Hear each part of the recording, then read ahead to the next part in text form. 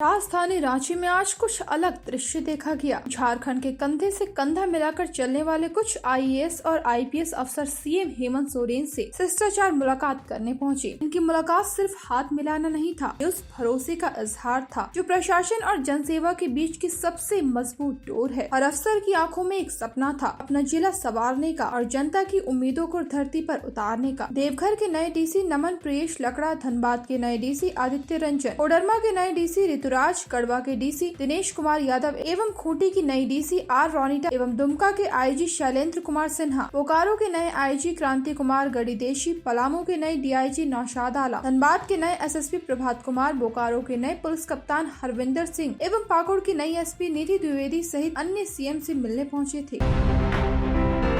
आसमान में उड़ते हुए 4000 फीट की ऊंचाई पर एक गिद्ध और एक जहाज की तकदीर टकरा गई। पटना से उड़कर रांची आ रहा इंडिगो का विमान जब रांची से महज 10 नॉटिकल माइल दूर था, तभी एक अनचाही मुसीबत परिंदे की शक्ल में सामने आ गई। वो एक झटका, वो एक आवाज और फिर कैबिन में पसरा सन्नाटा। लेकिन शुक्र है कि पायलट ने तत्परता दिखाई, एटीसी ने इजाजत दी और फिर रांची एयरपोर्ट पर इमरजेंसी लैंडिंग की गई। विमान में 175 यात्री सवार थे। एयरपोर्ट डायरेक्टर आर मौर्य ने मीडिया को बताया कि सभी यात्री सुरक्षित हैं। विमान को कुछ तकनीकी नुकसान जरूर हुआ है, लेकिन हमारी टेक्निकल टीम उसका आकलन कर रही है। खबर है कि पटना से चला ये विमान कोलकाता के लिए उड़ान पर था, जिसे रांची में कुछ देर का विराम लेना पड़ा।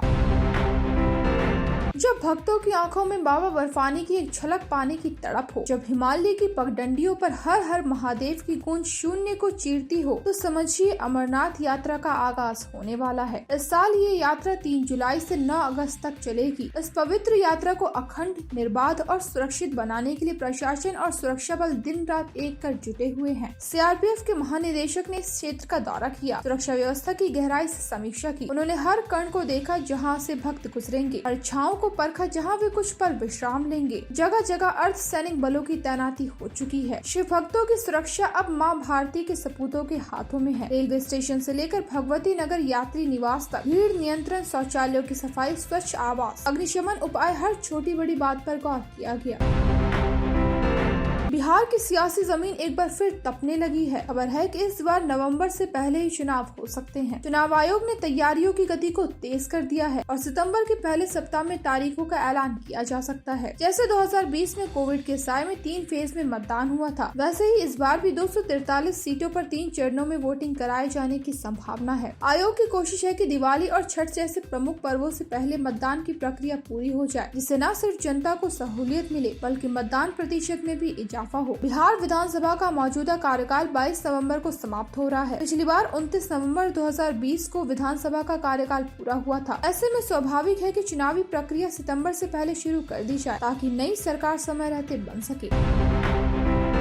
जंगल पहाड़ियों से घिरे सिमडेगा के बानो प्रखंड के मारिकेल बाटी दरी गांव में रहने वाली सुमंती बागी बीते 2 दिन से प्रसव पीड़ा में तड़प रही थी। गांव तक कोई सड़क नहीं, ना ही एम्बुलेंस की कोई उम्मीद। फिर गांव वालों ने मिलकर खाट को एम्बुलेंस बना दी। मुखिया लूथर भुइया और समाज सेवी महेश सिंह ने गाँव वालों के साथ मिलकर सुमंती को 2 किलोमीटर तक खाट पर लिटाकर पैदल चलाया। जहाँ पक्की सड़क मिली, वहीं से महेश सिंह ने अपनी कार को एम्बुलेंस बना दिया। सुमंती को समय रहते अस्पताल पहुँचाया गया। अब जच्चा बच्चा दोनों सही सलामत है। मुखिया ने मीडिया से कहा, हम भी भारतवासी हैं, क्या हमारी बहनों का सड़क पर हक नहीं? जिला प्रशासन हरकत में आया। डीसी कंचन सिंह ने सड़क और चिकित्सा व्यवस्था के सुधार के आदेश दिए हैं।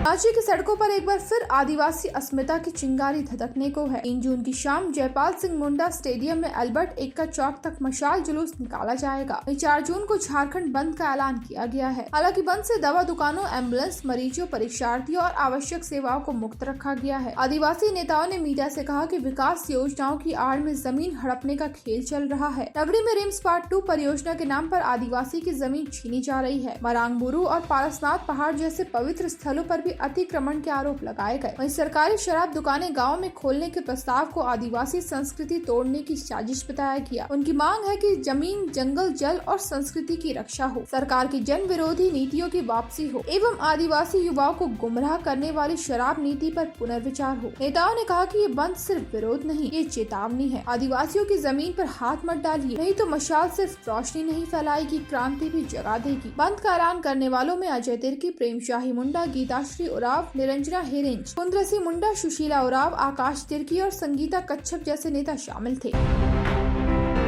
यूपी पुलिस महकमे में एक बार फिर बड़ा प्रशासनिक फेरबदल हुआ है। नए डीजीपी की नियुक्ति के बाद सरकार ने सुरक्षा और प्रशासनिक कुशलता को और धार देने के लिए 3 वरिष्ठ IPS अधिकारियों के तबादले का आदेश जारी किया। पीसी मीणा को अब दोहरी जिम्मेदारी मिली। वो महानिदेशक कारागार प्रशासन एवं सुधार सेवाओं के साथ साथ CMD पुलिस आवास निगम का अतिरिक्त कार्यभार भी संभालेंगे। हाल ही में डीजीपी पद पर प्रमोट किए गए आशुतोष पांडे को महानिदेशक टेलीकॉम नियुक्त किया गया। वहीं सख्त और तेज तर्रार छवि वाली मीरा रावत को महानिदेशक आर्थिक अपराध शाखा की जिम्मेदारी दी गई और साथ ही उन्हें UP 112 का अतिरिक्त प्रभार भी सौंपा गया।